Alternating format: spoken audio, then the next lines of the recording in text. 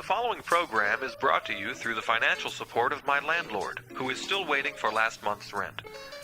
Production costs are underwritten by my children's college education fund. Domestic distribution has been provided by the management and employees of my local Shopco, who generously surrendered funds previously secured in the purchase of 2 shirts and a pair of black cowboy cut Wranglers, which I returned for full refund, no questions asked. Studio and recording facilities were obtained through corporate funds by way of clandestine cash payments funneled through various agents and middlemen, after which a small percentage was distributed on the high seas, avoiding tax liability for any sovereign state which might attempt to make its rightful claim. The Corporation for Public Broadcasting, the National Endowment for the Arts, the Pew Charitable Trusts, Public Radio International, and the John D. and Catherine T. MacArthur Foundation can all go to hell.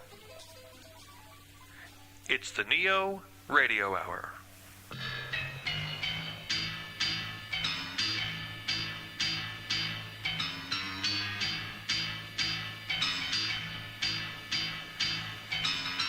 Hi, I'm Peter Donald. This is the NeoRadio Hour, home of independent writers, musicians, and home tapers, the folk artists of the electronic age.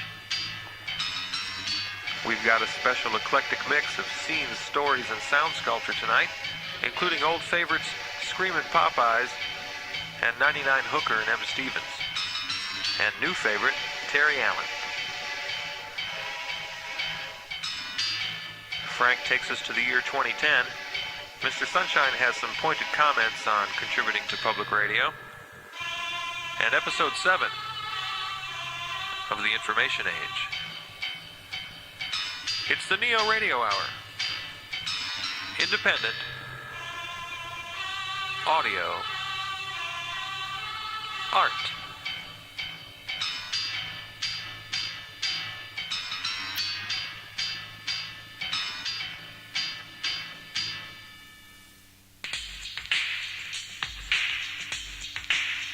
It's about short attention spans. It's about TV, man.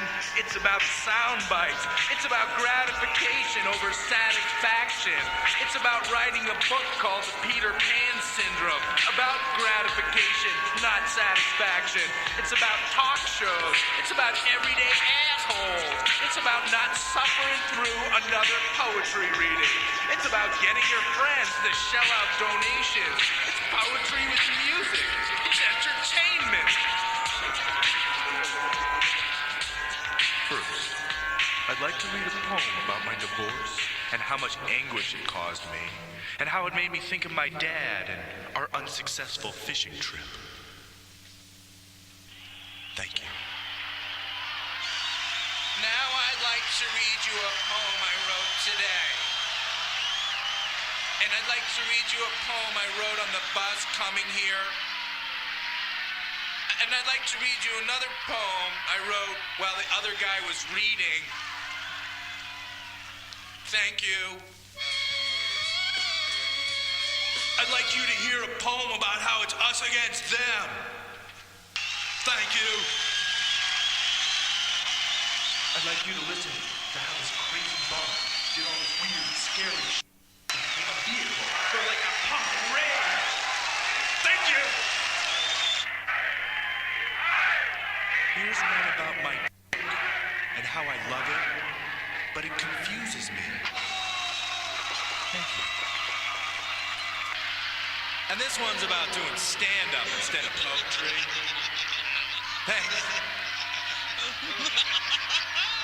Here's an old one about being sensitive, watching a hawk spiral toward God in the sky, and how I saw a rusted beer can on the beach one day, and I was kind of sad for no good reason.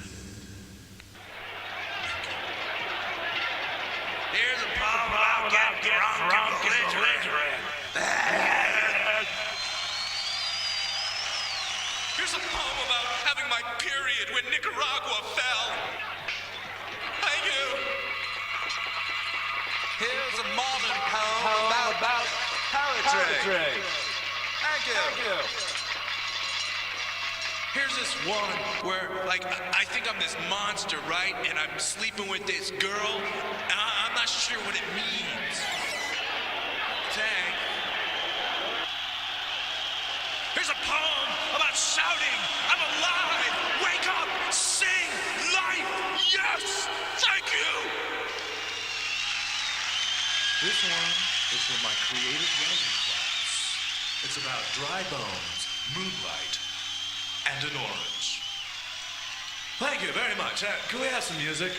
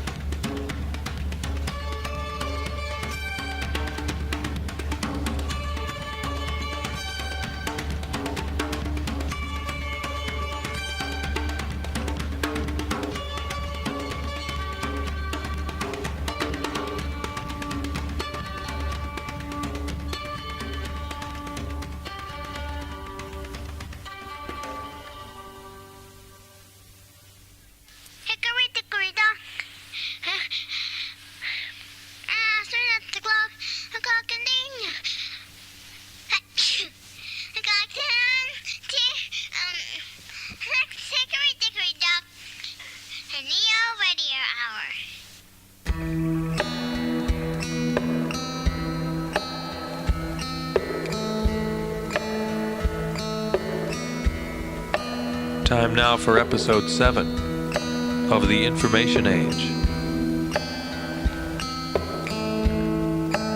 That there is the vast wasteland, discovered and named by Newton Minnow way back in 1961, the driest, most barren desert on the information pipeline. You got a ways to go, but if you can cross it, the free flow of information is yours.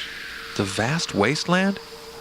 Newton Minnow, head of the FCC and the Kennedy administration, right? You must be Winston. That's right. I've been watching you out on the pipeline. My name's Kilbup. Kilbup? Is that your first name or your last name? I guess that depends on whether you're coming or going. My friends call me Doog. Doog? Doog Kilbup. Well, thanks again for saving my life. So this is Newton Minnow's vast wasteland. Network television. It's so stark. Yep.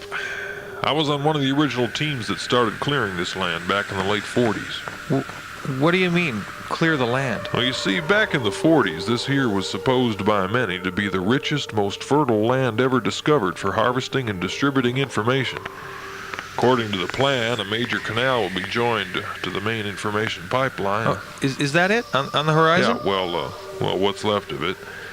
See, this whole area was supposed to be nothing but information, just as far as the eye can see. Of course, it never quite worked out that way. What happened? Oh, we were just kids, so excited. Well, the truth is, it never was planned out too good. The main canal was built too close to the money pit. Most information just drained off into the pit before we could harvest and drop. That was the primary problem. So, you just gave up? Well, our initial funding ran out within months. The money pit took over after that. They built this levee we're standing on to block any information that did make it this far and channel it right off into the pit. Well, couldn't you just divert the information away from the pit? No information gets this far anymore anyway. 1,000 underground pipelines have been built to suck information from the whole wasteland. We're always installing more. It's huge. Got even bigger when we cleared for cable TV, not to mention satellite direct and expanded syndication. So, information could still grow here then? No. Syndication, cable, and direct TV don't have anything to do with information. That work was all contracted by the money pit. How can you do this? Hey, don't blame me. I'm just a subcontractor. I gotta make a living, don't I? I got a family to take care of. And the pit pays pretty good. But why here? Where else am I supposed to go? The money pit owns everything as far as you can see. Well, I better get started. I've got a long way to go. They don't call it the vast wasteland for nothing. So there's nothing left? Well, there's no information, but there is. What? No, I've said too much already. What? Tell me. Just watch yourself, Winston. The vast wasteland plays with your mind. Oh, I think I can handle anything that comes about. I mean it. You'll see things out there. What things? Things that look real. As real as your own hand. As real as me standing here in front of you. As real as... Doog! Kilbup! Doog! In an instant, everything was gone. Frightened, I turned on my heels and saw nothing. I turned again. Nothing. Nothing except one long, unbroken horizon. Nothing. No landmark, no sign, no direction. And not another breathing soul.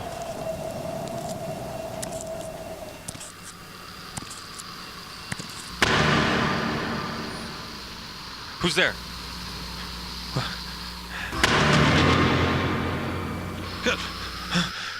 Kilbup! Duke!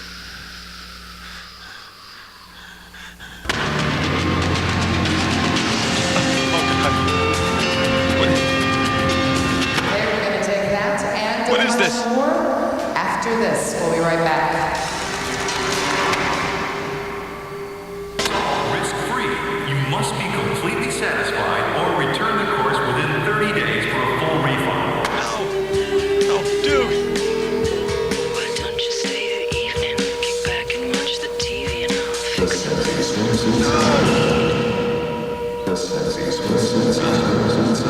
Kilbup! Kick back and watch the TV. No! No! Kilbup!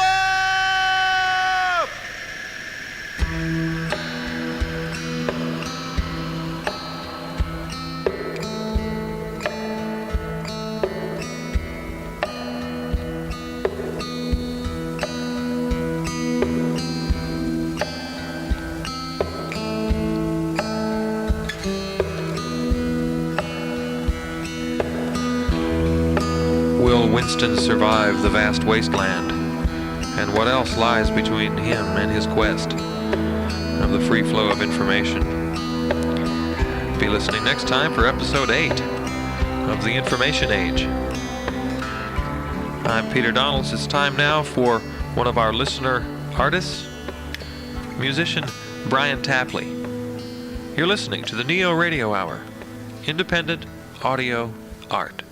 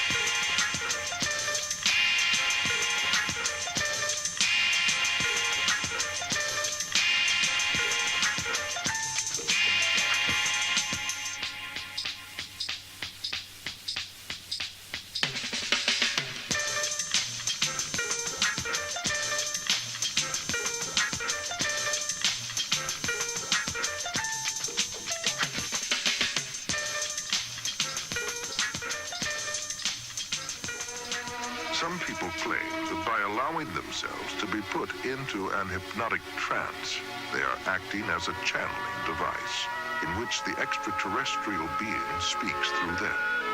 The following is an actual sampling of those messages.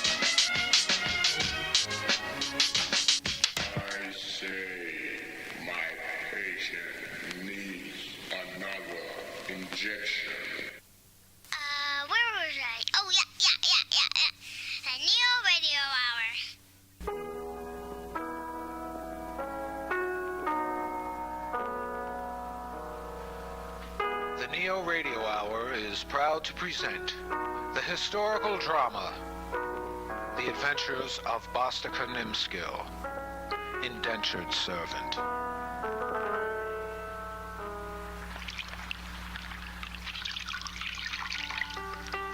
It was a clear, brisk day at Monticello.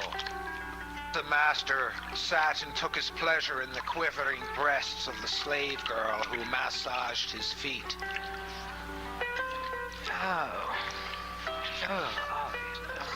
Over here. Oh, good, thank you. Oh, that will be all, young woman. Yes, master. Have Nimskill bring in my hose.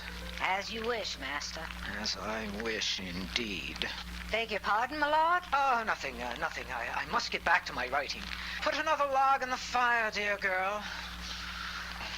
Oh, what an appealing, fine rump.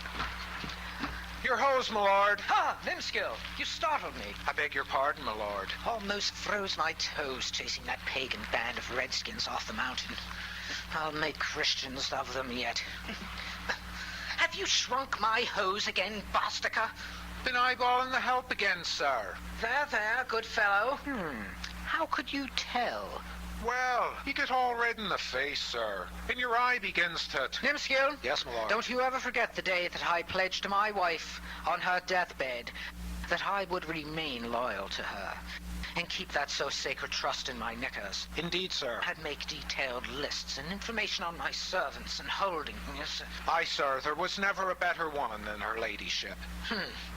Enough of your prattle, Nimskill. Bring me my pen and ink. I must finish that piece for my friends in Philadelphia. Let's see, where was I? We, the people. Inalienable rights. Oh, yes. And, all men are created equal. Good one, Tom.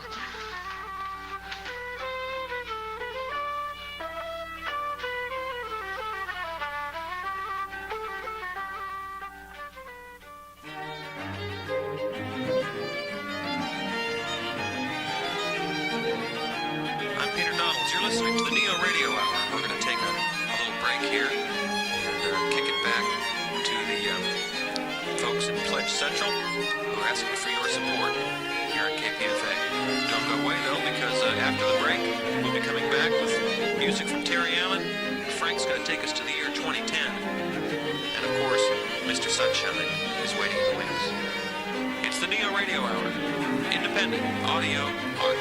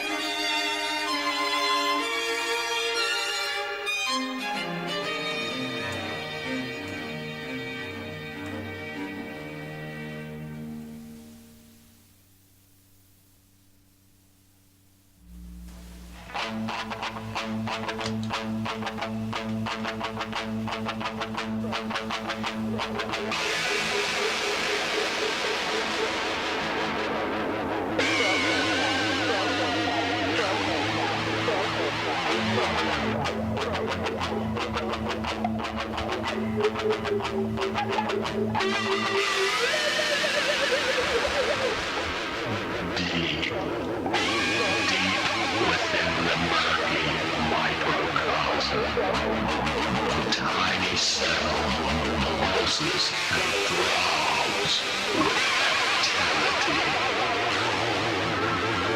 as we slowly, carefully penetrate the wall of the cell membrane. Silver strands of endoplasmic reticulum or floating Twinkies lie wet, naked, like frogs in vapor.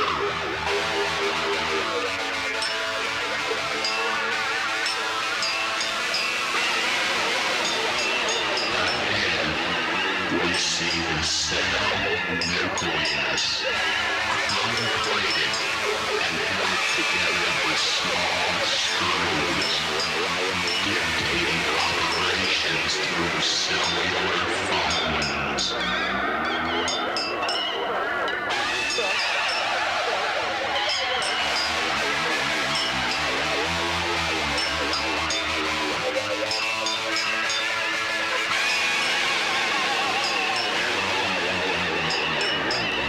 Unraveling the double helix, a slow, cautious process releases the chromosomes, whose worm-like form leaves them spewing clouds of quark clusters.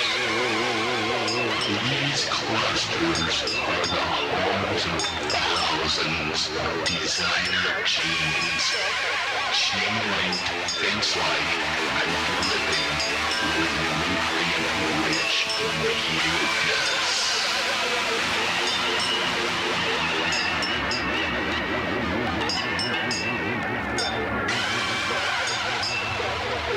Sparkling bottles of amino acids dance and spin in harmonic convergence. Swimming in a sea of protoplasm, the mitochondria tickles and yanks spanking cones, where they squabble like rats in a stew, bumping together to form a cellular drool. This organic combo is powerful and spoon-fed with orchid tongues to hungry globules. The cycle is repeated. Tiny spasms gather instinctively in pools of effortlessly glue, spattering gaseous lumps of hot connective tissue throughout the cell body. Phase one of this primitive process of gene splicing, they extend their uvula and connect. After exchanging orifices, they split, each one in awe of the other.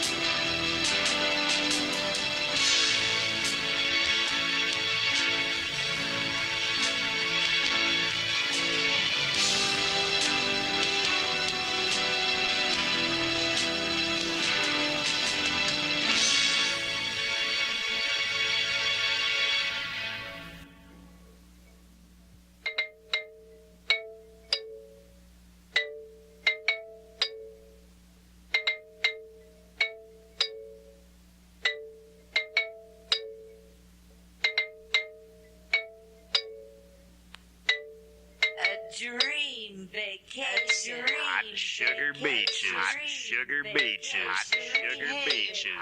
Polarized neurons. Hot sugar beaches. Hot sugar beaches. Hot sugar beaches. Hot sugar beaches. Tickle your libido. Tickle your libido. Polarized neurons.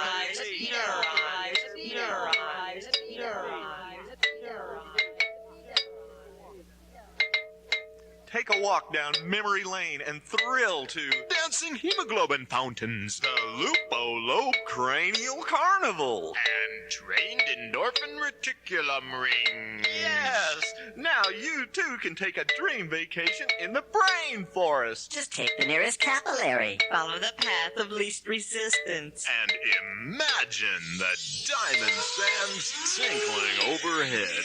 You'll be suddenly shapelier, starting with a cerebral spanking in the brain forest. The holidays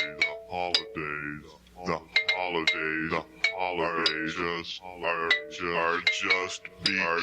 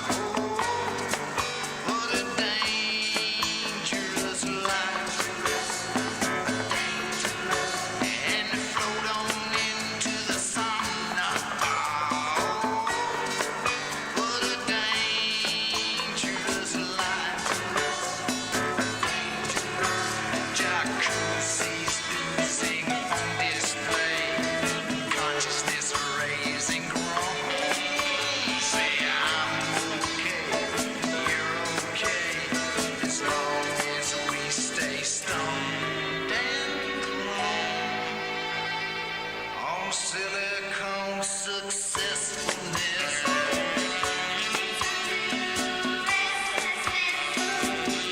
Better get undressed for this.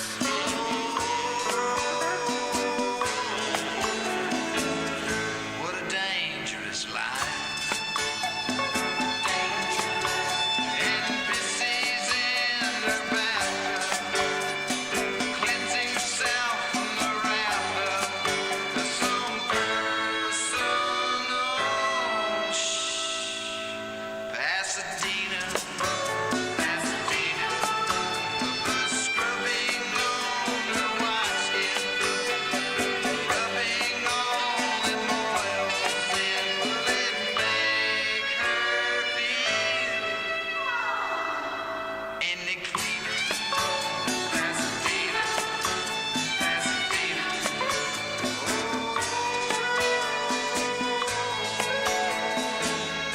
what a dangerous life. Silicone successfulness. It's a new restlessness.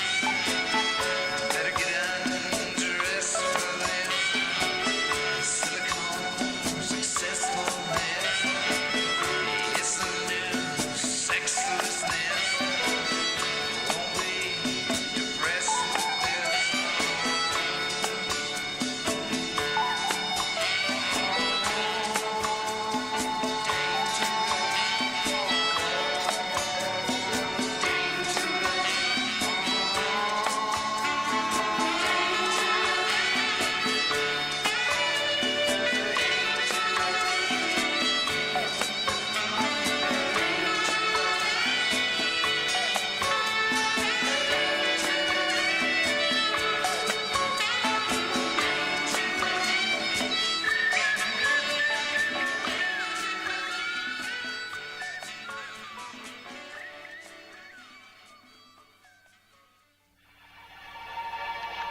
It's the year 2010. Social Security's bankrupt. The pension plans went belly up in 04. Me, I had enough from my 401k for 6 months' rent and a laser pistol. Yeah, not much kick. Easy on us old guys. The name's Jack Jacobs. My crew, the few other cheap crooks and con artists that are so-called retired majority, well, they call me Jake. Hi, Jake. How you doing there? Hey, Jakey. You know, these days, the kids walk on the other side of the street when they see us coming. A lot of us are desperate. We're old, and we don't mind going down.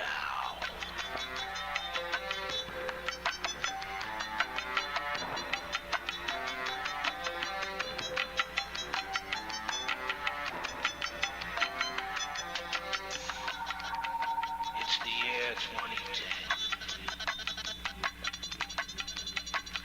Social Security bankrupt. The pension plans went belly up in 04.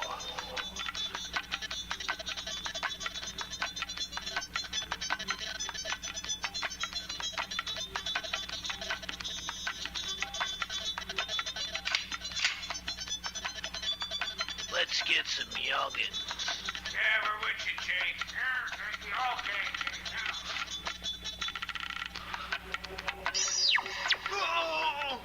Yeah.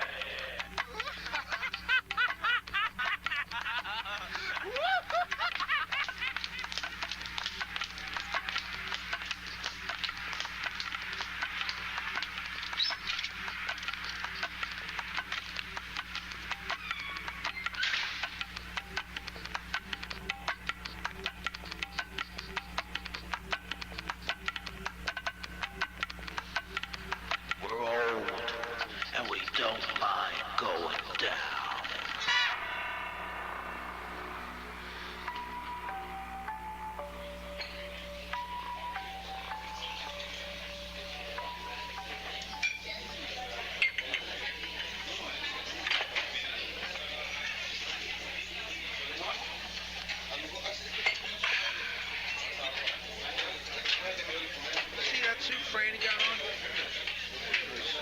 $50. Come on. Yeah, $50.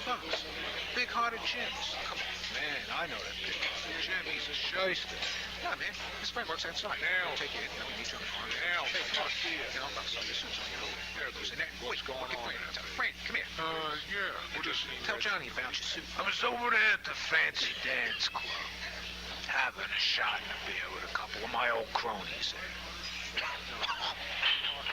Go, thanks, buddy. Hey, Bern, how you doing now? Okay. That's good. Reg told me he was taking care of this business. When in comes Weasel Centers on a walker. No, Wheeze, I says. You have a stroke or something? He says, nah, borrowed this from Frying Pan. Houston on a heist. Look, hey, I look terrible, don't I? Yeah, you do, Wheeze. Got 2 youngins for cash and credit card. Hey, get them youngins. Hell with the youngins, Cash, huh? Drink that. You gave me an idea there, Weasel. Hey, Jimmy, lend me your oxygen tank there, okay, huh? Okay, bring it back, will you? I'm on a smoke break now, but I'll need it in a half an hour. Yeah, I'll get it back there for you. Don't worry. Let's get down to the arcade, Weasel. Those kids always have lots of change. Hey, Weasel, how's this? Ah, great, Jake. You look terrible. Yeah, let's go. Hey, get them young.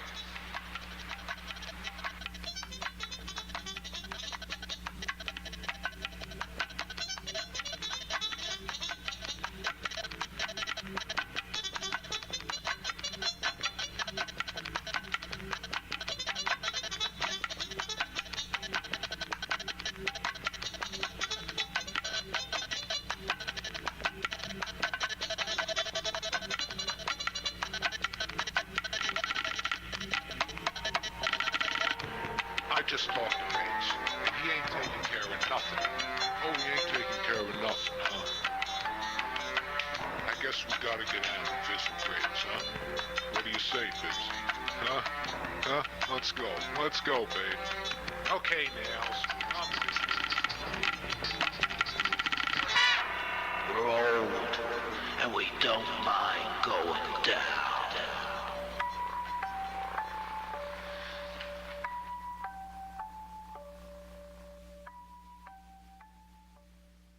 NSP have never been there. About 870. Looks like parts and the occasional owner. Safe, reliable life. 100% real rock. Marconi transmitted the first radio signals in 1894. 40 years later, one network, NBC, pretty much controlled radio broadcasting in this country. Since they were the ones who built all the towers, I guess they figured they were entitled to call the shots. With the creation of the Federal Communications Commission in 1934, Congress made a limp-wristed attempt to regulate the use of the radio spectrum. When the dust had settled, though, our good representatives had pretty much handed over what should have been a public resource to the money boys. 30 years later, we get LBJ's Great Society. Along with Medicare and the NEA, we get a little thing called the Corporation for Public Broadcasting. Up until then, the tiny bandwidth reserved for non-commercial broadcasters went largely unused due to lack of adequate financial and technical support. But in the overall mindset of U.S. officialdom, this was just a small bone thrown to a small dog. Jump to 1984. The former host of GE Theater is in the White House, and policies bear a much closer resemblance to 1924 than to 1964. Under Reagan, the FCC went from a regulatory to a deregulatory commission, especially regarding corporate ownership of media. Jump to 1994. Newt and the boys of the 104th get out the big guns and boom! Now the same company can own about as many radio and television stations as it wants, not to mention newspapers. So what ought to be a community of diverse media voices is instead a carefully orchestrated lineup of loud, slick carnival barkers, each designed to coax its share of the target audience into the tent of the corporate sponsors. Now, I'm not telling you anything you don't already know, right? I mean, that's why you listen to this radio station. You're above all that, aren't you? Sure. The aforementioned congressional hitmen have their sights on this radio station, your radio station. By September 12, 1995, they had some pretty surprising allies. In testimony before the Congressional Subcommittee on Telecommunications and Finance, Del Lewis, the president and CEO of National Public Radio, said, and I quote, "We are seeking to privatize funding for public broadcasting." See, they had this plan, the road to self-sufficiency. And this plan would, and I'm quoting again, "end the need for an annual appropriation," unquote. This is NPR talking. It's hitting a little bit closer to home now, huh? And how would public broadcasting become self-sufficient? Well, Lewis likes the catalog business. Merchandising tapes, CDs, T-shirts, and the like. Partnerships with for-profit services, proposed rule changes that would allow the sale of NPR programming. The plan even calls for the lease of spectrum space to commercial broadcasters. And this is like selling what's left of the National Forest Preserve to build more McDonald's. All this will have a direct bearing on what is and is not broadcast. But the greatest force at play is, of course, the largest source of revenue. Always has been, always will be, listener support. With appropriations dwindling down to nothing, programmers are forced to watch the bottom line like never before and air shows that pledge well. Now, this is a term I learned a couple of years ago at the Public Radio Conference in San Antonio. A show is secure on the schedule if it pledges, meaning it gets a lot of listeners in their time slot to call during Pledge Week. In other words, they make money. Now, it doesn't take IBM's Big Blue to calculate the result of this. In order to survive, shows will either have to appeal to A, a very affluent target audience, or B, a very broad target audience. We've already heard the results on NPR affiliate stations. Fewer and fewer local voices on the air. Not as many rough edges. Smoother, lighter, less provocative. Shows that pledge. This is how we get crap like The Splendid Table. Have you heard this saccharine tripe? Or The Car Guys. Tom and Ray were probably a nice little diversion for an hour on Saturday in Boston. But nationally, you want these guys on your community radio station? In San Antonio, all they kept telling producers was, "Give us another car talk." So now you have a dozen clones of the same show. Body talk, pet talk, lamp talk, chair talk, whatever. Get a couple of funny guys, take some calls, do a puzzler, bang, you got a show that pledges. This cuts at the very heart of public broadcasting. Public broadcasters have to adopt the same silly content-diluting policies as commercial broadcasters. The bottom lines have merged. Example. Broadcasters have to be personalities now, celebrities. Ray Suarez, who was then the host of NPR's Talk of the Nation, admitted at the San Antonio conference that his bosses were actively grooming him as an NPR celebrity. He resisted. He was uncomfortable with the notion of promoting an issues-oriented show with such tactics. Another example. So-called patchwork programming is now taboo, according to all the radio consultants who used to work for commercial radio and are now working for public radio programmers. You get more listeners if you group together shows with similar themes. More generic, homogeneous, less eclectic programming is safer. Speaking of safer, when you target a broad or affluent audience, there's a natural tendency to air safe, status quo affirming programs that are less likely to offend, or at the other extreme, sensational tabloid programming that attracts our darker side. Thoughtful and genuine political, social, and artistic expression fade and die. These are the reasons commercial radio sucks. Corporate influence and dictates of the bottom line are killing community radio stations. It can happen here. The same forces that drive commercial radio are now driving public radio. As a supporter of this station, you've always been on the front line. Now, when you contribute this time, don't just send your check. Send your check, but along with it, include a letter stating unmistakably that you will not allow this station, the last outpost for independent local media, to die while you have anything to say about it. And send a copy of that letter to your representatives in Congress. This is Mr. Sunshine.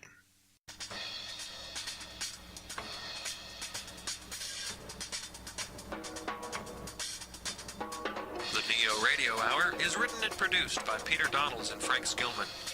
Contributing artists tonight, 99 Hooker and M. Stevens, Thoth, Brian Tapley, Seth Evans, The Screamin' Popeyes, and Terry Allen.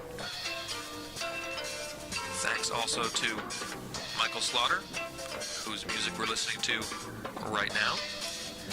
And as always to Peter Rubiso for providing the theme music for the Information Age. Well, as Mr. Sunshine was talking about contributing, we talk about that every week right here We hope that you'll contribute your talents to the program. Send us a tape, CD, cassette, DAT, whatever you have of your work. If you're an independent writer, musician, or home taper, we'd like to include you in our program. That'll do it for this time. Make sure if you haven't done it yet to call KPFA. I'm sure they're going to be coming up with a phone number in a moment. And give what you can. Thanks for listening. I hope you taped it. I'm Peter Donalds.